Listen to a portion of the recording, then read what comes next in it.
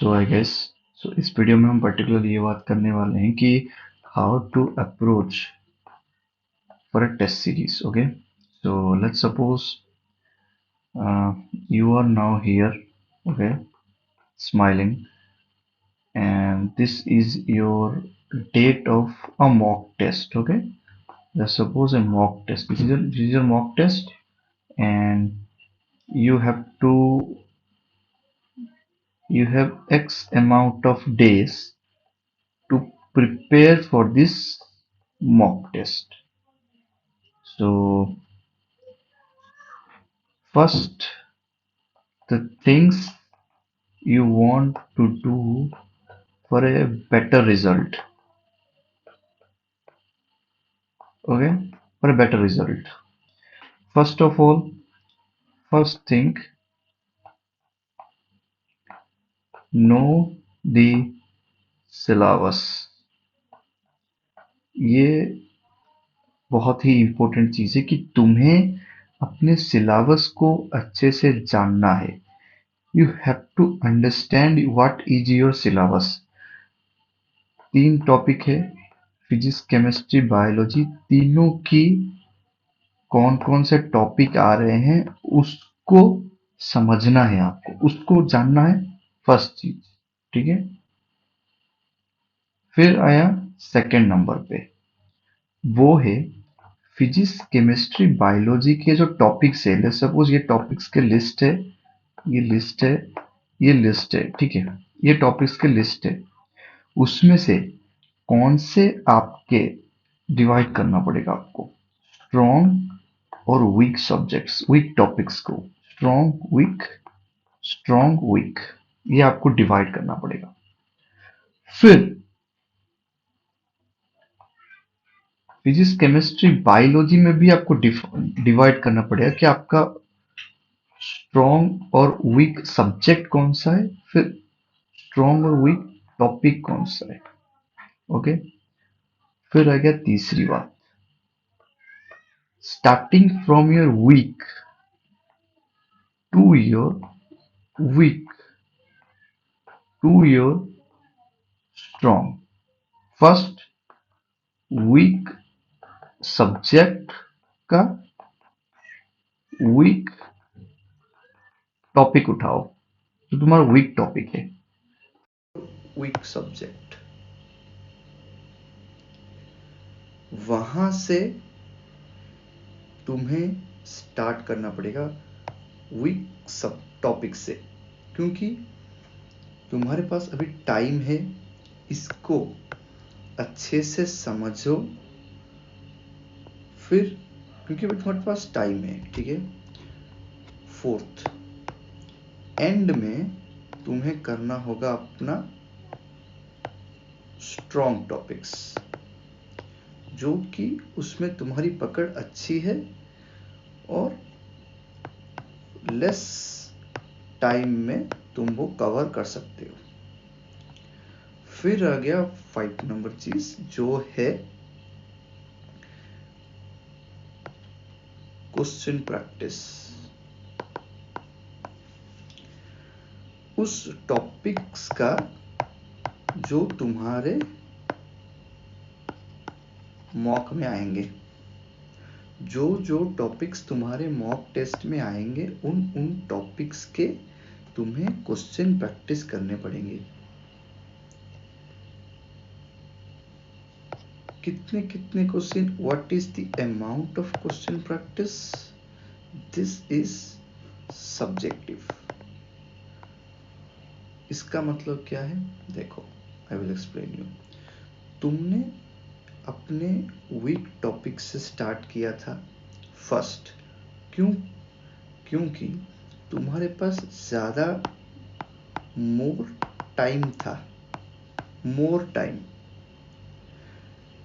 उस more time का तुम्हें 2 टाइप से यूटिलाइज करना है. फर्स्ट हो गया कि इसको समझने के लिए तुम्हारा ज्यादा टाइम मिलेगा. दूसरा, तुम ज्यादा टाइम क्वेश्चन प्रैक्टिस कर पाओगे इस टॉपिक का,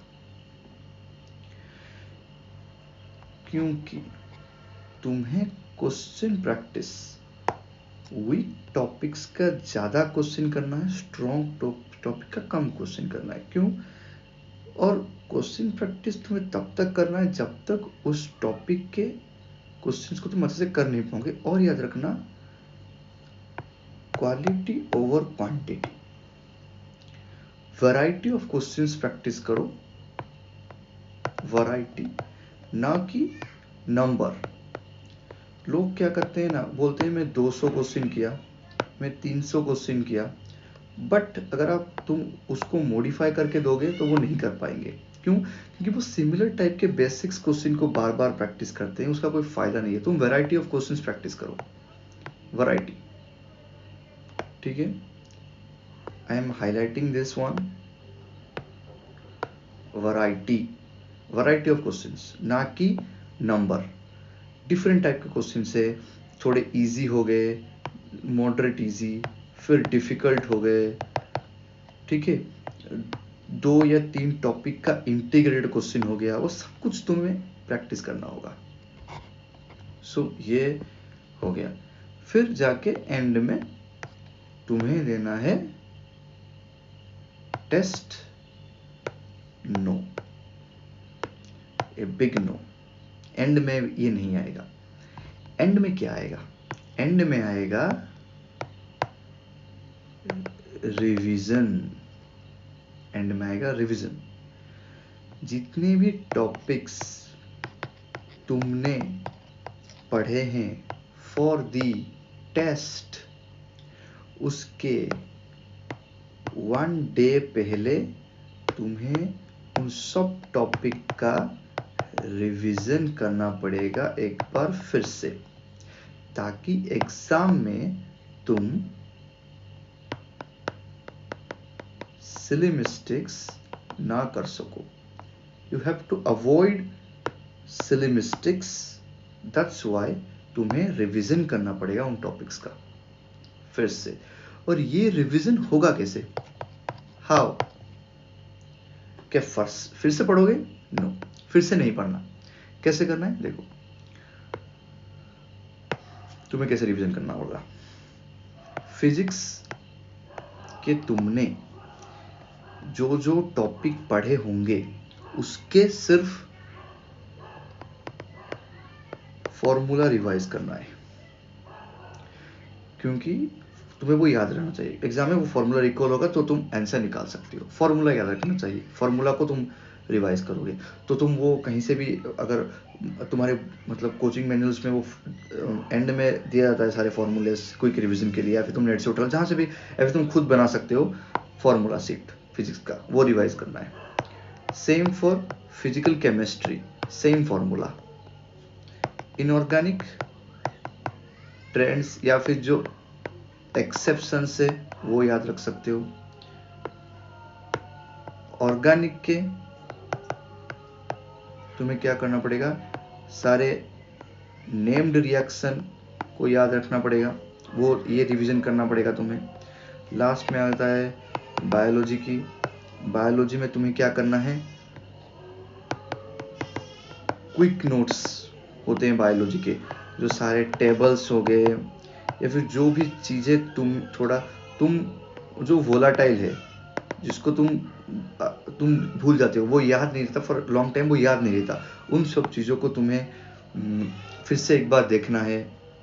सो ये तुम्हें 1 day, just 1 day before exam, या फिर एग्जाम के मतलब 1 डे, कल एग्जाम है तो आज इवनिंग से स्टार्ट किया, कल मॉर्निंग को ख़त्म किया, ठीक है। एग्जाम से पहले तुम इतना तुम्हें करके जाना है, ठीक है। देखो, विदाउट रिविजन ये सब प्लान तुम कर दोगे, ठीक है, ये सब कर दोगे तुम, ठीक है।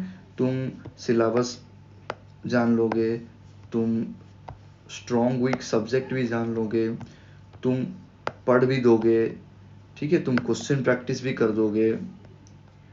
बट अगर ये नहीं किया तो एग्जाम में तुम्हारे होंगे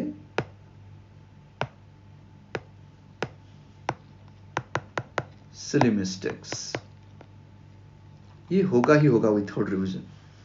क्यों? क्योंकि तुम्हें फॉर्मूलास याद नहीं आएंगे। याद आया भी तो तुम समझ नहीं पाओगे कि वो फॉर्मूला किस क्वेश्चन में अप्लाई होगा। बायोलॉजी के टेबल्स तुम्हें ओवरलैप करेंगे, दो क्वेश्चंस के बीच में तुम डिफरेंशिएट नहीं कर पाओगे। क्यों नहीं कर पाओगे? क्योंकि वो वोलेटाइल हो गया होगा। इसलिए देखो यार, अभी मैं एमबीबीएस में हूँ, अभी भी तुम चाहे जितना भी पढ़ लो टेस्ट के लिए, एक दिन पहले अगर तुमने रिवाइज नहीं किया तो फिर एंड में तुम्हारे मिस्टेक्स होंगे ही होंगे। लोग क्या समझेंगे कि तुमने पढ़ाई नहीं की, बट यार तुमने तो पढ़ाई किया, तुमने सब कुछ किया, फिर भी नंबर नहीं आएंगे। क्यों? क्योंकि तुमने मोस्ट इंपॉर्टेंट चीज ही नहीं की। वाइस वर्सा, अगर तुमने एंड के एक दिन पहले ये कर दिया, ठीक है, फॉर्मूला रट लिए, नेम रिएक्शन रट लिए, वोलेटाइल टॉपिक्स रट लिए, पर ये नहीं किया तो कोई फायदा नहीं होगा, क्योंकि तुम सब कुछ भूल जाओगे। नेम, तुम ये वोलेटाइल टॉपिक को आइडेंटिफाई कैसे करोगे? पढ़ के आइडेंटिफाई करोगे ना। नेम रिएक्शंस तुम रट के चले जाओगे, बट एग्जाम में तो नेम नहीं आएगा, वो थ्योरी आएगा, उसके लिए ये समझना पड़ेगा। तो इसलिए both you should correlate, both you should correlate. So यही था। So a big thank you for watching this video. अगर तुम्हें अच्छा लगा तो do subscribe and like and share, क्योंकि ये था तुम्हारा पूरा शेड्यूल कि एग्जाम, एक मॉक टेस्ट से पहले तुम्हें कैसे अप्रोच करना है। So thank you, see you in the next one, bye bye.